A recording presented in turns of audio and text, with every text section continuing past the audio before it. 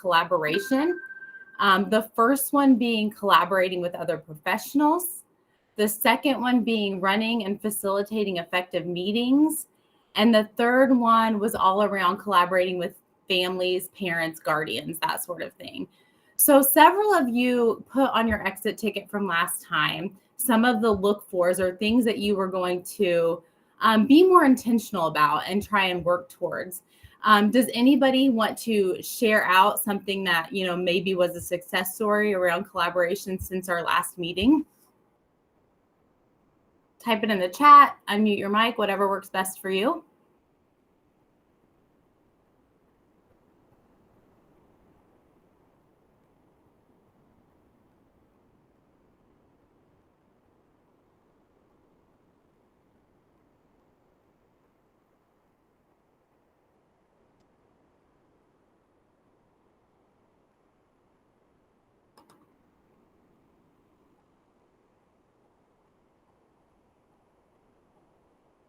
While you're thinking, I'll say those three one more time. So the first one was collaborating with other professionals. The second one was running effective meetings. And the third is collaborating with families. Anything that you've done differently since our last meeting, or things that maybe you're still looking to improve upon in those three areas? I guess I've been a little more intentional about communicating with parents. I always communicate a lot with them, but especially before case conferences, I'm trying to be a little more organized, talk to them a little more ahead of time. And then I continue to collaborate like with general education teachers as students might be struggling or having some problems. Wonderful. And that intentionality of communicating with parents prior to the meeting helps them feel more comfortable in their role and being prepared to share what they need to share within the meeting. So thank you for that. And that was Holly, correct? Correct. Okay. All right, well, it looks like Holly saved the day and the rest of you are off the hook. So thank you, Holly, for that. All right, we will dive into assessment for now. So again, high leverage practices are something that it's not new to us. It's things that we already know, but we're really looking to do frequently and consistently within the classroom. So today we're going to dive into conversations around assessment and data and how we're using that to inform our instruction. So the first thing really is knowing that students with disabilities are complex learners, right? We have strengths and we have needs that us as educators really truly need to understand in order to help them move forward within their education and really improve upon where they're currently performing and where we want them to perform in the future. So that's part of our role, is having that thorough understanding of the strengths and needs that our students bring to us. So high leverage practice 4 is looking at multiple sources of information to develop a comprehensive understanding of a student's strengths and needs. So we're not going to take the results of our iLearn assessment and say, oh, this is where our student's performing. We need much more than one summative statewide assessment in order to inform how our students are doing. That's a once in a moment assessment that informs how they did that day and in that time. And we don't want to put all of our eggs in one basket and only look at that assessment data without looking at multiple sources of assessment data, which I'm sure you're doing. So let's talk about the different types of assessments that you could possibly using within your classroom. So first, we'll just share this little cartoon, and I'm sure all of you have probably seen this before. But for a fair selection, everybody has to take the same exam. Please climb that tree. Is that possible for every animal that's in front of this teacher? Not possible, right? That fish is not going to be able to climb that tree.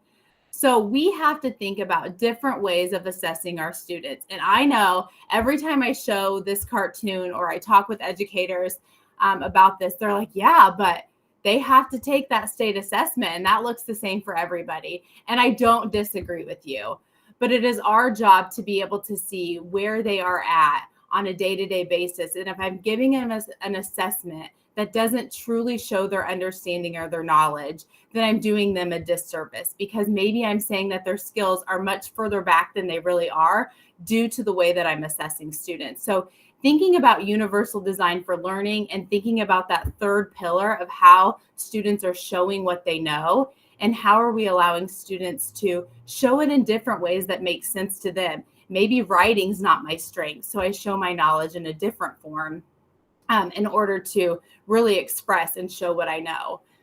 So what are you currently doing in your classroom, whether that's formal assessments or informal assessments? We're going to use Mentimeter today, as we did in the past. So you can grab your phone and capture the QR code. I'll actually turn off the captions just for a second so that if you choose to use your desktop or your laptop, you can do that with the URL as well. So I'll give you a few minutes to tap into that and go ahead and just say how you're currently using assessments at this time.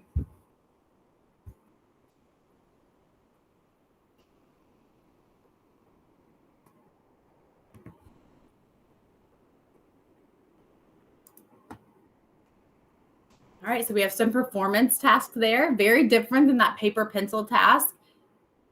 Summative assessments, informal assessments, observational, symbol supported. Nice. Short answer, quick checks. There's a couple quick in there, a couple quick checks.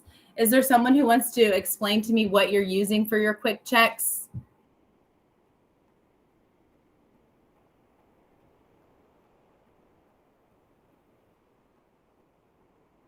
Teacher-created resources. I'm sure you're using some type of common formative assessments. Thinking about our benchmark data and our progress monitoring data. I love student-driven, student work samples, nice. Exit slips.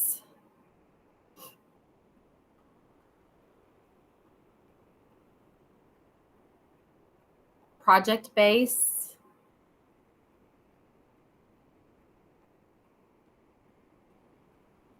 Wonderful. So, like we said, data is something that we're collecting all the time. Sometimes we collect so much data and we have lots of good numbers, but we forget to look back at the numbers and actually talk about what that means for our instruction. So making sure that we are intentional about the data we're collecting. We're not over collecting data, but we're collecting what we need to inform the various situations in which we're working. All right, thank you for sharing that.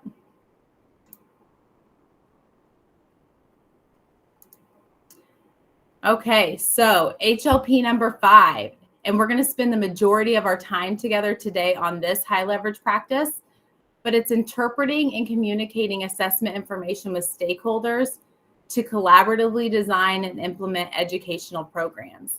And this is twofold. You have to be able to communicate as a special educator the assessment information to general educators and to parents, but we also have to think about a general education teacher being able to convey this information to you as well. So it works both ways. As we're thinking here, what stakeholders are we considering when we have to share assessment data with them? I gave you 2, but there's many others. So go ahead and click back into Menti and we'll go to the next slide.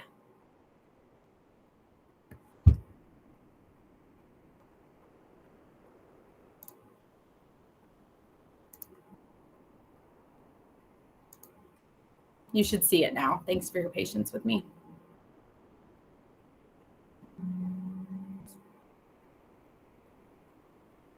Oh, nice. I didn't even notice the chat. Sorry for those who are putting answers in the chat. That's fine too. I will start looking both directions. Yes, Terry, I apologize if I went too quickly. You can scan the QR code. If not, Terry, go ahead and just type in the chat. I'll look both directions. All right, so parents are a stakeholder, absolutely. Thank you to those who wrote students. Definitely students need an understanding about where they're currently performing.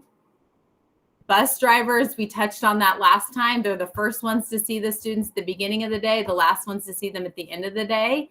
They need to have an awareness of our students and how they're performing and what their strengths and needs are. Outside service providers, wonderful. I think you meant family, not gamly, but I got it. Special and related service providers, absolutely. The public, we need to let our community members know, not specific student information, of course, but overarching. How is our school performing? How is our district performing? Nurses, public agency reps, paraprofessionals, what a wonderful addition to this list. Our paraprofessionals absolutely need to have an awareness of what are the present levels of our students? Where are they starting at? Administrators, all staff, interpreters, wonderful. Because if we can communicate to all of these people a clear picture of where our students are beginning, then they're much better off to scaffold information and provide supports when needed, but also not to over support and really increase that independence in our students as well. So understanding that our students have strengths and needs, how do we capitalize on those strengths and then focus in on those areas of need in order to help them improve over time. Great list. Scrolling through really quickly. I think we got them all. I'm going to look at the chat. Wonderful. Terry said anyone really who comes into contact with our students needs to have some level of understanding. ABA therapist is another one that was added to this list. And the level of what we share with individuals is highly dependent on how closely they're working with the student and what they need to know. All right, let's get back to our PowerPoint. We're going to switch to the next one, and I'm going to go right back to Menti.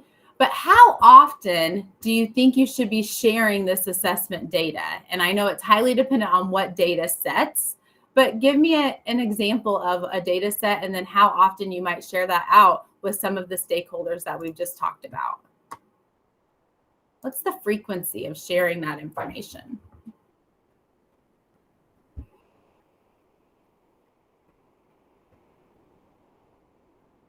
Quarterly. We know as special educators, we have to provide progress monitoring data as much as other students are given report cards.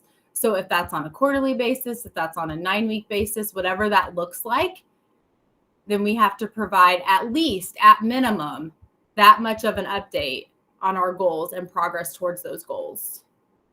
9 weeks, depends on the assessment, but you need a quick turnaround. We're going to talk a lot about meaningful feedback and how we provide that. And that quick turnaround is so important. That comes later in some of our high leverage practice, but especially when we're giving students information about the assessment data or the scores that they have earned, making sure that we are timely in our feedback for students. If it's weeks later, it doesn't help improve our practices over time. Sometimes weekly, depending on the student. Yeah, if we have students with higher level needs who are given intensive instruction, we really need to be updating our progress on those students on a weekly basis. Because if it's not working, we need to change. Depends on the stakeholder. Some require higher frequency to know. Those who work directly with students would be daily. And it works both ways too. Think of your paraprofessional who might be assessing a student more informally in the classroom, even just reporting back to you as the educator, here's what's happening in this small group. They mastered all of this. We need to move on to the next content, or they didn't master it at all and we need to go back and repeat tomorrow or come up with a new instructional plan for that student. So it definitely varies on how often, but we need to be intentional with what data sets, and we need to know, are we communicating this at the right time to the individuals who need to have that information?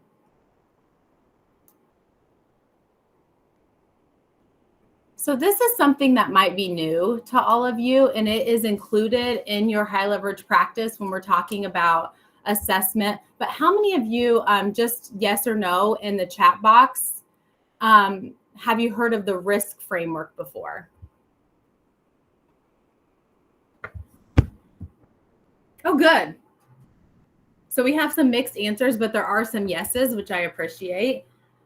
So it's from research from 2019, but basically the risk framework really helps educators be able to take data and gives you a step-by-step process to be able to convey that data to others.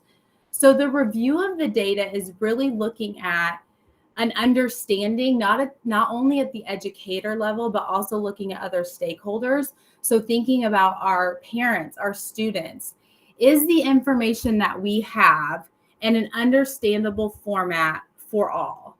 And we've talked about the alphabet soup of special education before.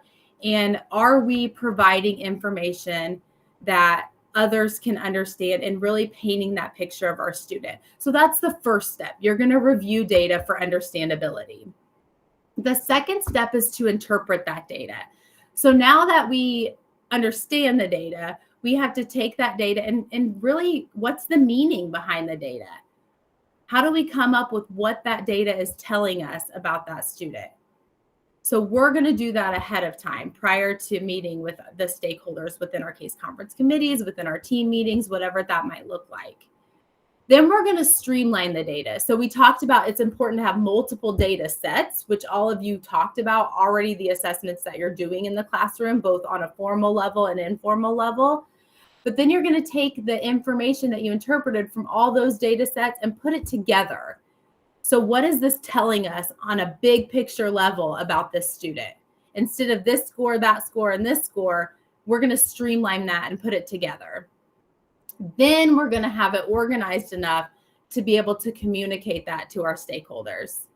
So probably if you weren't familiar with the risk framework, this is something that you probably are already doing, but I like having a step-by-step process in order to say, okay, I can check that off my list and move to the next step. Have I done this around this data set?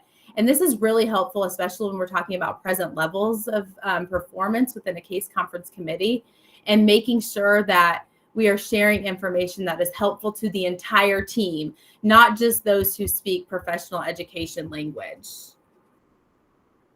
Karen said, I think this is something we do naturally.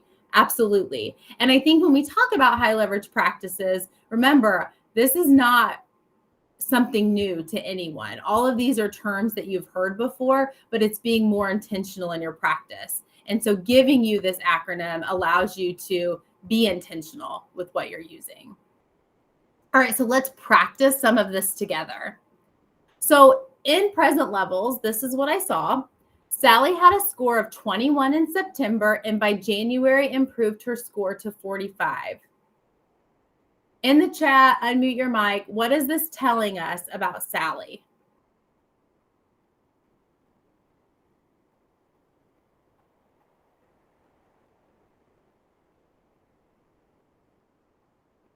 Okay, she showed growth.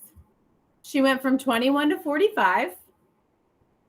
She made progress. Oh, Dante says it doesn't pass the stranger test. What was the score of? So there is a growth in the score, but we don't know if it's good progress or bad progress. Like, how did she grow enough to make a difference? What are we even talking about here? So I want you all to help me. Carly, exactly. What is the score assessing? So now I'm going to give you the report that I used to come up with this. And this doesn't give anyone a whole lot of information. I don't know what a 21 and a 45 means. So as we look at the report, you help me make this better using the risk framework to help come up with how could we make this more informative for parents. And obviously we're not streamlining at this point. We're just doing the review and interpreting part. Now you might be able to give me a little bit more information.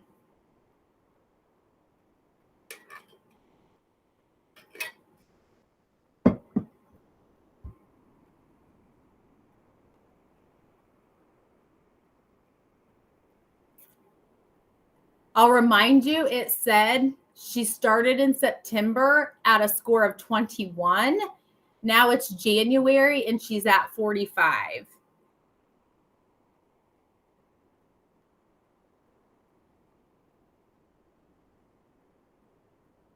So what are we assessing?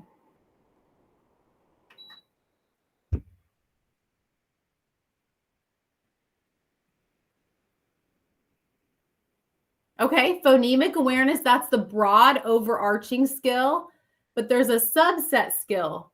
Okay, first sound fluency is what we're looking at. So even if I had this report and I handed this to some of our stakeholders, would that information be clear? We have to put into words what these charts are telling us and give them more information. So it's not just phonemic awareness when we're talking about this, it's first sound fluency. What does first sound fluency mean? What would you tell a parent? Where are my elementary folks at?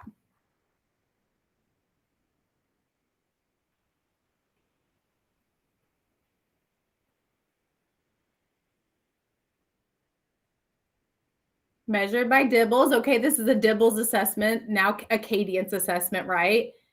She increased her first sound fluency score from 21 to 45.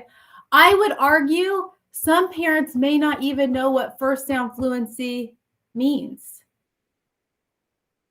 So first, let's describe that. What is first sound fluency? Yeah, the initial sounds and words. And you could even give an example like cat. She was able to identify that cat started with the k sound, right? Excuse me. Good. First sound in the word bat, B. Perfect. And give examples of that. So that's our first sound fluency. So as we're describing this, we can say she scored a 21 in September, identifying those initial sounds and words. And by January, she was at 45. Now let's talk about that growth piece. Because yes, there was an increase. But what do you notice if I tell you those gray lines are the benchmarks of where we want her to be? She grew and made progress, but did she make progress at the rate in which we wanted her to?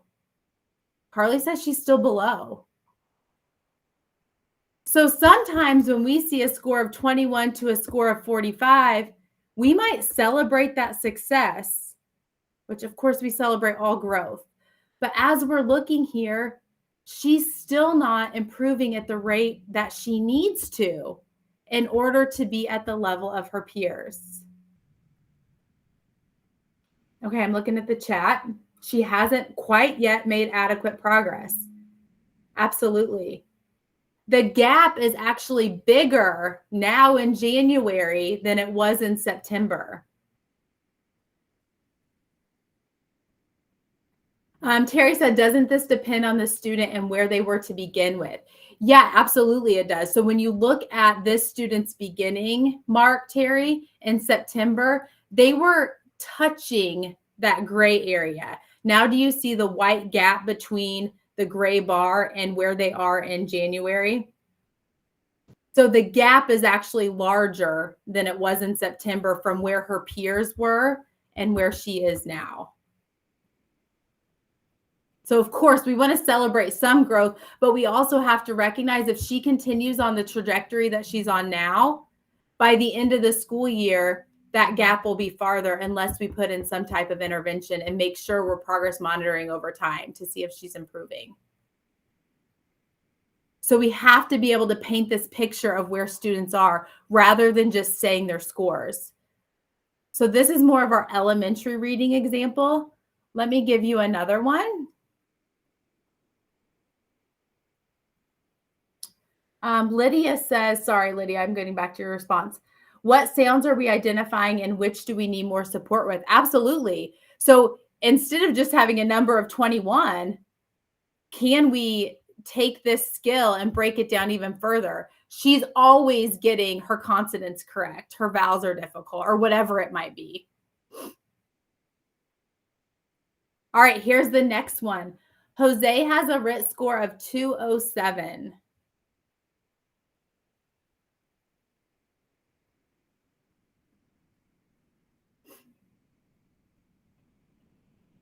Some of you might know what we're talking about, but think of all of our stakeholders.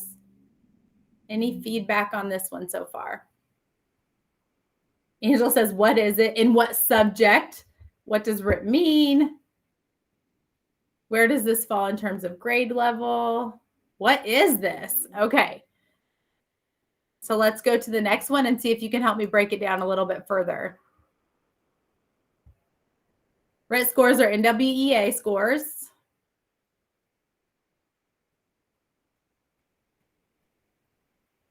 So now we know that Jose has a score of a 207. What does that mean for him?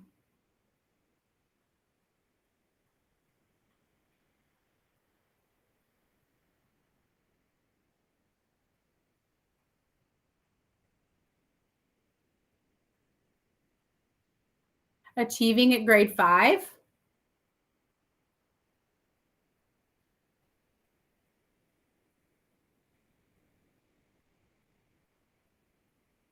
Higher than the district level. He's in line with his peers.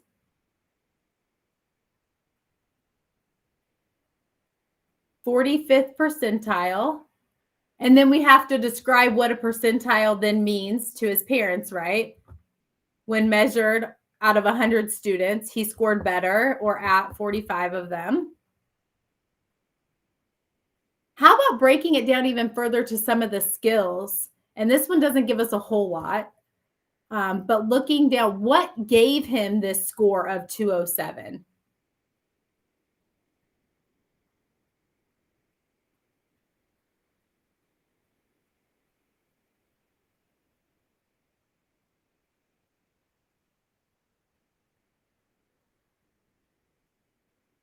So looking at the bottom, good, Molly. So we have the vocabulary, the literature, and the informational text. And in all of those areas, he scored average. Now, if Jose would have scored average in literature and vocabulary acquisition, but below grade level on informational text, that gives us additional information on where we need to focus our work with Jose. And then we also have the Lexile range, which a 627 to 777 may mean nothing to a parent. So again, how do we put that in terms of where he's performing, either against his peers or against a grade level norm, something like that? What are the acronyms at the bottom? So spring 17, fall 17, would a parent even understand what that is? So making sure that we're able to explain that to a parent. And Terry says, being honest, this is difficult for me to understand. Absolutely. And it's hard to be an expert on every single assessment. And NWA scores, if that's something that you're struggling with and something that you're utilizing within your district, I would talk to your gen ed teachers because they're using these for every student at all times. But what we know about Jose is he's really falling right where he should be with his peers at that average range. And that's what we want to be able to tell his parents. If there was a skill set that he was struggling with, we could talk about that through those specific sub skills at the bottom of the report. Why is there no projection to compare against other than his projections? I don't know that answer. I'm not sure why they wouldn't project out the district or even the norm. I'm not sure on that. That would be helpful, though. This is where we want him to be. And I think it's interesting that his spring projection is actually a couple points lower than his current score. All right. How about this one? Approaching proficiency.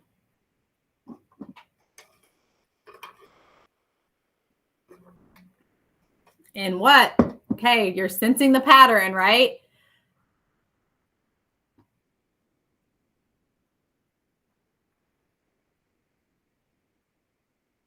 All right, I'll give you a little bit more.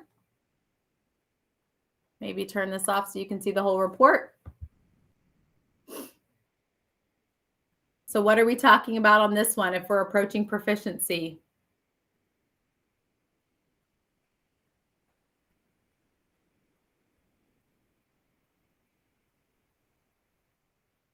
How close to proficiency are we? Terry says we're looking at an iLearn language arts report, and this is an individual student report for iLearn. So rather than just putting approaching proficiency, what language could we add to make this more helpful for other stakeholders within the room?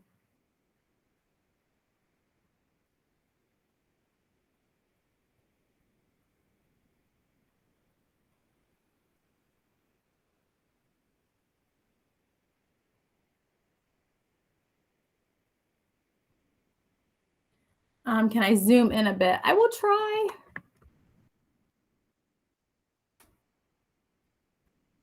I'll give you this section first.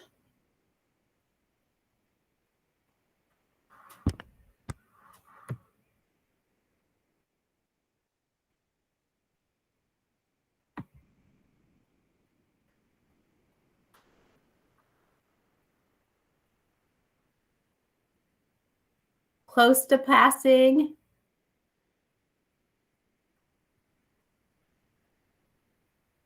Be specific. Talk about how close they are. Okay, I'm going to go over to the other side. This might help you with some of the additional conversations about where they're at in regard to specific skills. Use the definition of approaching proficiency and explain it further. List the scores and the cut scores. Clarify specific areas in which we're showing difficulty. Kendall says maybe use on track instead of approaching.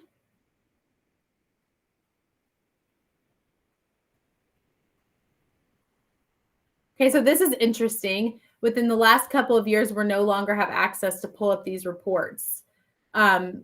So I'm unaware of that, but I think one of the things that every time we talk about data is making sure that people have access to data and understanding of data. So if you don't have access to a report that you need, that's a conversation with your administrative team. And I don't know if this goes on to the state level with the iLearn assessment that you're able to have access to these reports or not.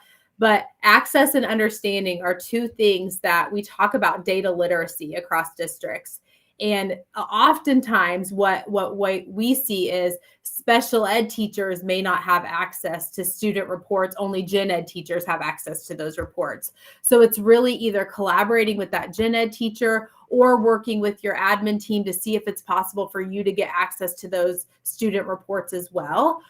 Because access and understanding and creating data literacy across the district is so important. Okay, let's move on from this one. I think you are getting the gist. And remember, data is important in terms of academics, but it's also important in terms of behavior and social emotional wellness as well. So as we look here, let's switch gears from our academic side of things to our behavioral side of things.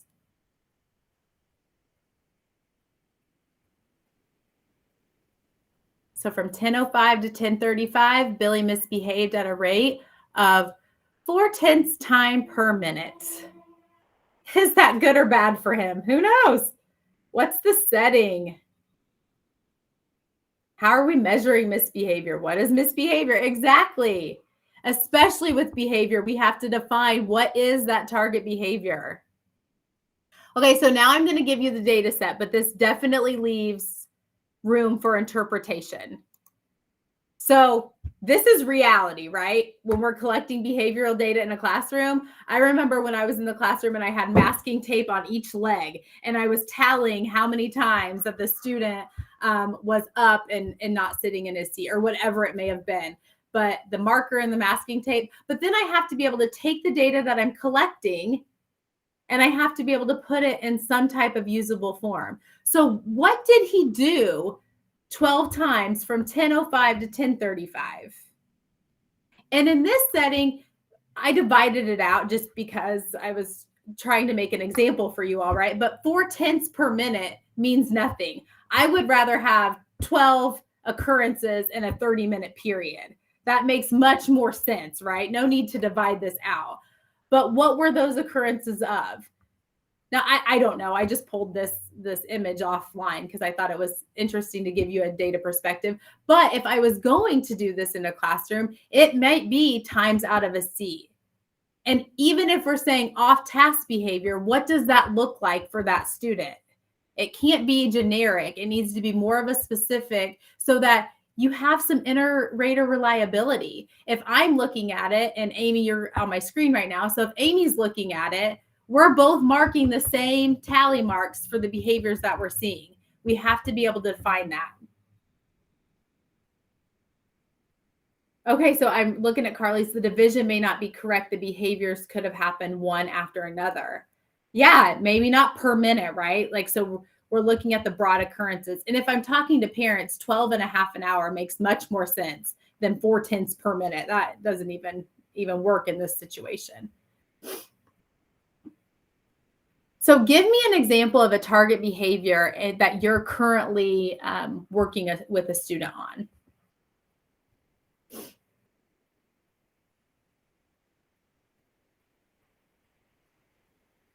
Refrain from provoking. What might that provoking look like? Just staying in the classroom. We just need you in here. And you know what? When that student leaves that door, you can mark that tally. That's something that everybody on this call could mark all of the same. So being present and being in the room, definitely something that we can count. Looks like a lot of you are working on that.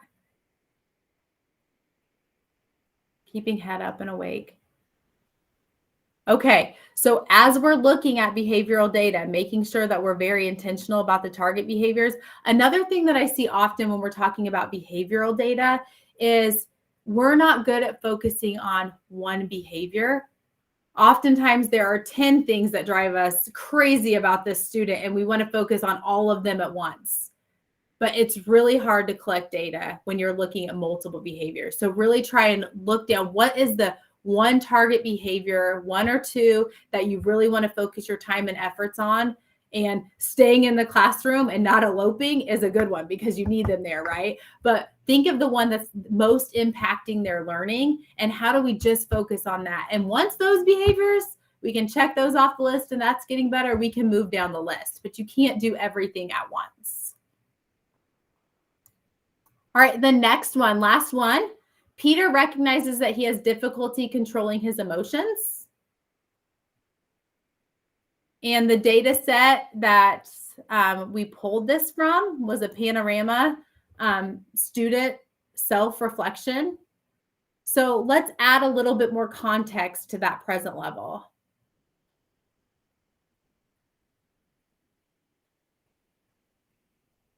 What works for him? What doesn't work for him based on his personal perceptions?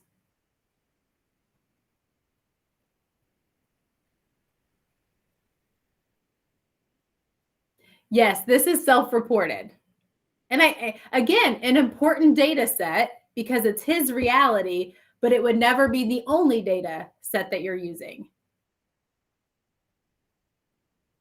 Difficult to stay calm when upset.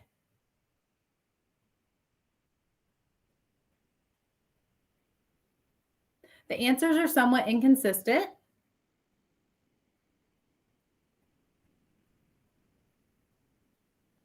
Hard time coming back to center once elevated. But the fact that he recognizes that in himself is a starting place on where we can support him and start working on that. This is more about his ability to recenter rather than identifying his emotions. Okay. So maybe we need to revamp that present level in its entirety based on the questions that we're asking. He doesn't like it when things go wrong. He wants to stay calm, but doesn't necessarily know how to. So we're looking, is this a skill deficit? Is it something we need to teach to? Starting to talk to him about what works for him, what gets him upset, and his reactions towards that. So data is a starting point to help us improve our instruction. So this gives us lots of entryways into helping the student improve and how we're going to work, what the teacher is going to do to support the student to learn how to help recenter himself. But being able to provide this information to parents and having the student explain what they meant by these answers maybe could even help Amy when she's saying he's all over the place. Maybe he can give some situations around why he marked what he did.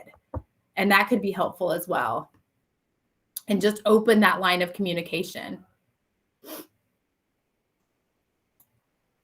All right. So that was my last one for HLP 5, really looking at how do we take the data that we have and then understand it and be able to convey that information to our parents and to our other stakeholders with whom we are working, both general education teachers, paraprofessionals, that entire list that you all came up with. The last one is HLP 6, and it really is taking that data that we talked about and now changing our instructional practices and adjusting them to meet the needs of our learners.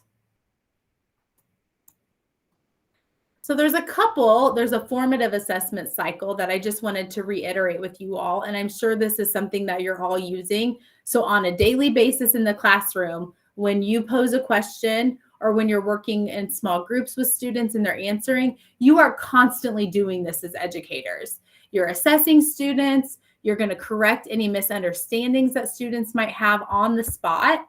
You're going to identify gaps within the learning. And then if it's not working, what else can we do? And sometimes that's a split-second decision. Like you're not waiting till the next day to change it up. You're doing it right then and there. And then you have to shift those instructional approaches. So this is that informal cycle that should constantly be going on in a teacher's head as they're working with students. And really acknowledging where students are in the process, not sticking to the game plan of the lesson plan if it's not working, and changing it up as needed. So very similarly, we do this on a broader scale for our summative assessments. So we're looking at our iLearn assessments, we're looking at our larger benchmark assessments or our common formative assessments at the end of units when we're seeing what students have learned over time. And we're making hypothesis, what worked, what didn't work. I think it's really helpful to go through specific questions and kind of analyze the data when we're looking at, oh, on this standard, the class got 30% correct. On this standard, we got 95% correct. What are we going to go back and reteach? Obviously, the standard that they only got the questions 30% correct. And then how are we going to reteach that? Not only for this group of students, but how might we change it up in the future for students when we're delivering that level of instruction? So this is that summative assessment cycle that you can utilize, and I'm sure you are utilizing. And they actually look very similar. It's just the time frames between. This one is more on a larger scale and larger assessments, and we're doing it less frequently. But then the formative one we're doing all times throughout the classroom. Another thing that I wanted to reintroduce to all of you is data-based individualization. How many yes or no in the chat are familiar with the National Center for Intensive Intervention? Wonderful. So if you're not, definitely something to Google, the National Center for Intensive Intervention. It has a multitude of resources all around really looking at intensive intervention for students who just need more. It could be tier 3 students. It could be students who are special education students, but whoever is not really working with that tier 1 instruction or tier 2 instruction, they're not meeting the goals that we have set for them, and they need something more. So it's ideas on what interventions are effective, those evidence-based practices. How are we measuring data? What's the frequency of the data that we need to be looking at for students? All the way down to individual students. And the DBI, or database individualization, is really probably what you're using when you're talking about present levels for students, and then coming up with that educational program for students within their IEP, or even maybe in your MTSS RTI process, looking at, students who are falling in that tier 3 level and how we're supporting those students. So you can look at the visual on the right-hand side of the screen, but you're really talking about what's that diagnostic data? What's the starting point of the data to help us understand what type of intervention we're going to provide to the student? So we design our intervention based off the data that we have, and we continue to progress monitor over time. And then we have two choices. If they're responsive, we're going to continue that intervention. If they are responsive and closing that gap between their peers, we may fade off some of the intervention that we have in place. But if they're not responsive, we're going to go back to that diagnostic data and change our intervention. Maybe we missed something at the beginning, and then we're going to have to progress monitor again to see if it's working or not working. So it's just the cycle of what we are doing in order to ensure that our students with the highest level of needs, we're not waiting around doing something that's not working. But here's the tricky part. We also have to give enough time to see if the intervention's working. So 6 to 8 weeks time, but if we're progress monitoring every single week, we should have a good trend line of data, whether our intervention is working or not. Thanks, Lydia, for putting that URL in the chat. So intensiveintervention.org is the NCII site. But this is something that could be helpful for you. Just thinking of, did I do this for a student? Here's our intervention. Here's our progress monitoring. Here's the frequency that we're reviewing the data. And if it's not working, how are we making decisions on what to change within the instruction? So making sure that what we are doing, we're using the data to inform our instruction. We're communicating that information to our parents and families and to our student and all other educators with whom we're working with the student. And we're adjusting the instruction as needed. We're intentionally taking data to serve a purpose, not just to check it off that we did it and fill in the numbers that we need to within the chart or, whatever expectation is met by the district. Really painting that picture of strengths and needs for our students. So just like in the last session, I'm going to conclude with some look-fors. So there are multiple sources of information. That was HLP number 4. So you, as an educator, have to have knowledge of various assessment types across domains. So what are you using in terms of math? What are you using in terms of reading and writing? What are you using in terms of behavior? How are you collecting data? You have to be able to identify and select the assessments for your students. You can't possibly do every assessment out there for every student. So what's most pertinent for the individual with whom you're working? And then using one or more data sources at key junctures. So these key junctures are actually listed in your trifold. So of course, for qualifying for special education, we have our eligibility assessments that we're going to give. Goals and objectives. How are you determining those? How are you writing present level so that you can write goals and objectives? When we're determining adaptations within the classroom. At moments of crisis, what's the data that was collected prior to hopefully prevent that in the future or to inform next steps if it's something we are unable to prevent. Deciding on appropriate placements for students, looking at least restrictive environment. What data sets are we using for that? And how are we determining what instructional strategies would be most beneficial for our students? So multiple sources of data in order to inform all of those changes within their educational environment. And then the look-fors for interpretation and communication. Talked about it before a little bit, but really having that data literacy across domains, both access and understanding. So if there's something that you don't have access to that you think would be beneficial to you, I would pose those questions and say, is this something that I can be added to the list? Or how can you ensure that I am also receiving these reports? And then I think Terry said it earlier, this is something we do anyway, but having an awareness of the risk framework so that you can ensure you're not skipping steps along the way as you're going. And then look for us to use data to make adjustments, data to make adjustments. So utilizing that formative assessment cycle, utilizing the summative assessment cycle, and then really using database individualization to develop and implement your IEPs. So lastly, just letting you know that our upcoming sessions, we have one in January on the 12th, and we're going to talk a lot about social emotional behavioral techniques and strategies. That's the next section of the HLPs. And then on March 9th, the last section of the HLPs is all around instruction. And we're going to focus our time together on that specially designed instruction piece. Before we head out today, I did add the NCII website here for you on this slide, but I also have a couple of giveaways today. So Todd, if you could pick, let's see, 3 individuals for the Universal Design Daily. This is a great resource that really talks about universal design for learning, but there's a specific section all about assessments and how to create, going back to the animal comic, and how to create assessments that meet the needs of all learners so that they're able to show their knowledge and understanding without the barrier of the assessment, maybe of reading or writing or whatever that might be in their way. How do we design assessments differently? This provides options. So if we could give 3 people a copy of this book, do you have 3 names for me? Give me a letter of the alphabet. B. All right, I'm going to pick the first. We don't have a B. Okay, let's go with E. No E either. So I'm going to go back up to B. I'm going to pick the person right above B, which would be Angela Nyhart.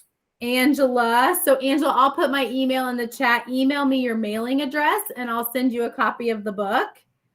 Another letter. You said E. I see Emily Nolan. Emily, thank you. And let's go with K. Okay. Kyle Pfister. Kyle. Okay, so Angela, Emily, and Kyle. Email me. I need 3 more names for how to use assessments to inform instruction trifold. That's the one that has the formative assessment cycle and the summative assessment cycle within it. So let's do H. Heather Birdie. Heather. Let's do T. Takesha Reed. Okay. And let's do L. Lindsay Kane. Lindsay Kane. Okay. I am currently going to put my email in the chat so that you all can email me your mailing address, and I will get you copies of each of your prizes for today. And please fill out the exit ticket for Todd as well. But other than that, I hope you all have a great day. And let's see. Have a great day. And we'll see you in March. Thanks so much, everybody.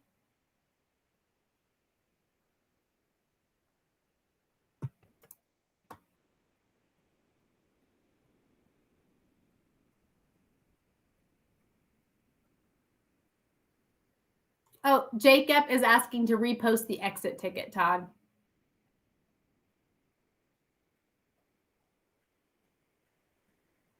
Perfect.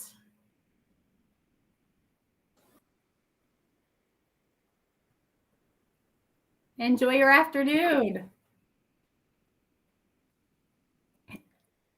Angela, just email me. We'll get you something, girl.